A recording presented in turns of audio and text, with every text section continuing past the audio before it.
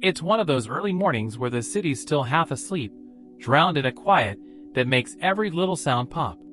The air's freezing, the kind that bites at your fingertips, and there's frost creeping over the cracked sidewalks like it's staking a claim.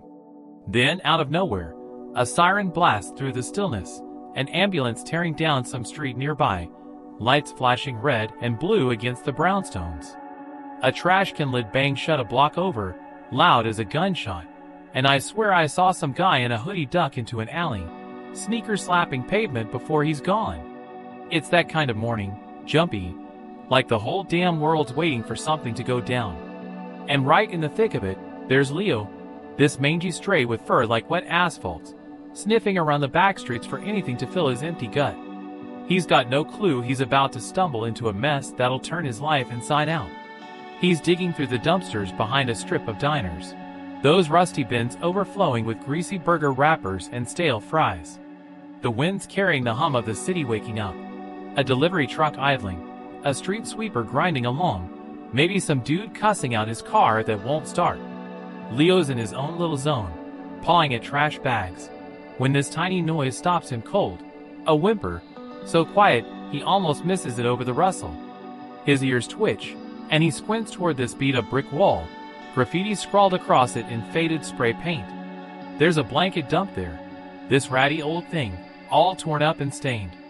And it's moving, just a little jerk, but enough to make him freeze. Leo's been around the block.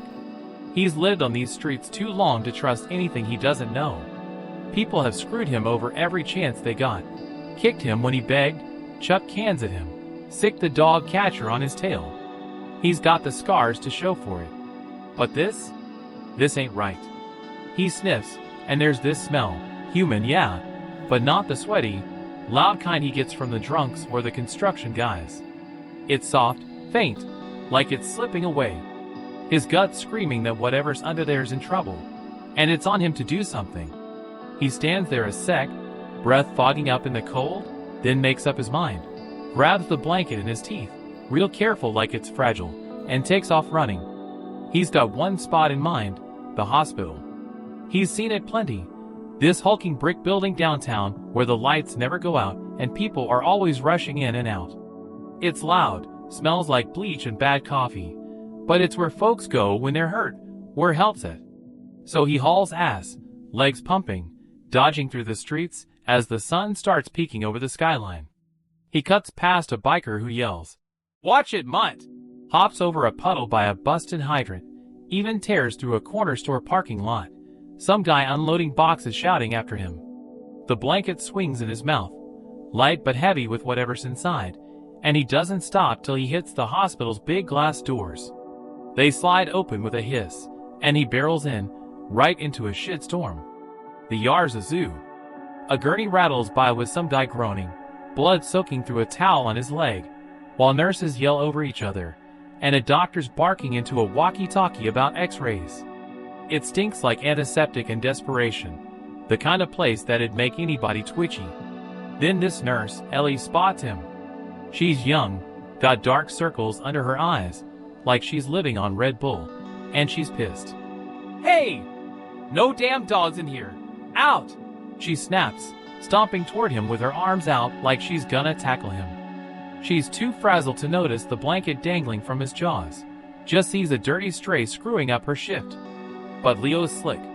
He dodges her, spins around a cart, and bolts down a hall, paws slipping on the wax floor, leaving her swearing in his dust. He skids into this cramped break room where 3 people are slumped around a table, clutching styrofoam cups of burnt coffee. The air's thick with the smell of microwave burritos, and there's a TV in the corner blaring some morning show about traffic jams and snow coming. 2 of them, this big dude, Mike, built like a linebacker, and a nurse, Jen, who's got a permanent scowl, jump up fast. "What the hell's a dog doing in here?" Mike grumbles, grabbing a mop like he's gonna swing it. Jen's already halfway to the door, muttering about OSHA violations, and how she's not cleaning up after this. But the third one, Ashley, she's different. She's got these quiet, tired eyes, and she just sits there a beat, looking at Leo like she's sizing him up. "Hang on a sec," she says, soft but firm, waving them off. She leans forward, coffee cup still in her hand, staring at how he's standing there, steady, with that blanket like it's a lifeline. Ashley slides off her chair and kneels down, her scrubs crinkling. "Hey, big guy, what's up?" she says, voice low and easy, like she's talking to an old friend. Leo locks eyes with her, and it's like he knows she's cool. His tail flicks once, unsure, and he drops the blanket real slow, backing up. But let her take it. Ashley's hands shake a little. She's nervous, maybe scared shitless of what she's gonna find. She peels back the fabric, and her breath catches hard, loud enough to hear over the TV. There's a baby in there, this tiny little kid, so small it's barely real. Its skin's white as snow, lips kinda blue, shaking like it's about to check out. But it's breathing, these weak, raspy little gasps that hit you right in the chest. "Jesus Christ," she whispers, tears springing up fast. "Help! Somebody get a doctor, now!" Her voice cracks into a shout, and the room's a blur. She scoops the baby up, hugging it tight against her, rubbing its little hands and feet like she can will the heat back in. Mike and Jen snap out of it, yelling down the hall for backup. A doctor storms in, stethoscope bouncing, face all business. He presses it to the kid's chest, listening hard, then nods sharp. "Got a pulse, faint as hell. NICU stat!" Nurses swarm in, grabbing the baby and rushing off with monitors beeping and sneakers squeaking on the tile. It's a mess, but the kind that might pull through. Ashley's still on the floor, breathing like she just ran a mile, hands shaking from the rush. She looks at Leo, wipes her eyes with her sleeve, and lets out this shaky laugh. "You crazy-ass dog," she says, voice all thick. She sticks out a hand, palm up, and adds, "You just saved somebody, you know that?" Leo's not big on people. He's taken too many boots to the ribs, but he doesn't bolt. Her voice is warm, her hand steady, and he steps closer, nudging his head into her touch. She scratches his ears, fingers digging into his matted fur, and grins through the tears. "You're unreal, man." Things snowball after that. Ashley can't stand the idea of him back out there, dodging traffic and starving in alleys. So she takes him home.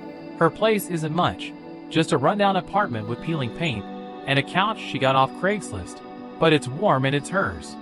She sets him up with a blanket on the floor, fills bowls with kibble and leftover takeout, even digs out an old leather collar from a thrift store and scratches "Leo, hero" into it with a key. He's jumpy at first, flinching at the radiator clanking, but he starts to chill, tail wagging more, eyes lighting up when she walks in. She talks to him while she's microwaving dinner, dumb stuff like how her boss is a jerk or how she burned her toast again, and he listens, head cocked like he's in on the joke. Then one day, months down the line, she comes home with this look, quiet, happy, maybe a little freaked out. She's got a bundle in her arms, and Leo's nose goes wild. He's hopping around, sniffing like a maniac as she kneels down to show him. It's the baby. Same smell, same little life he hauled in from the cold, but now it's rosy and chubby, kicking at a blanket with tiny Nikes. Ashley fought tooth and nail to adopt her, months of court dates, late nights stressing, begging the state to let her keep this kid. She named her Kaylee, 'cause it sounds tough and sweet, like her. "Check it out, Leo," Ashley says, voice wobbling. "You brought her to me, you big goof." And that's how it is. They're a crew now, the three of them. Leo's glued to Kaylee, sleeps right under her crib every night, ears up like he's on duty. Ashley catches herself watching them sometimes, leaning against the wall with a beer, grinning at how it all fell together. The city keeps grinding outside, cars honking, sirens wailing, life kicking up dust, but in here, it's different. It's warm, cluttered, full of little things. Kaylee giggling when Leo noses her feet, Ashley scratching his head while she flips through channels. Leo doesn't get that he rewrote their story that morning, just knows the good stuff. A full belly, a soft hand, a home that smells like mac and cheese and love. And that's plenty.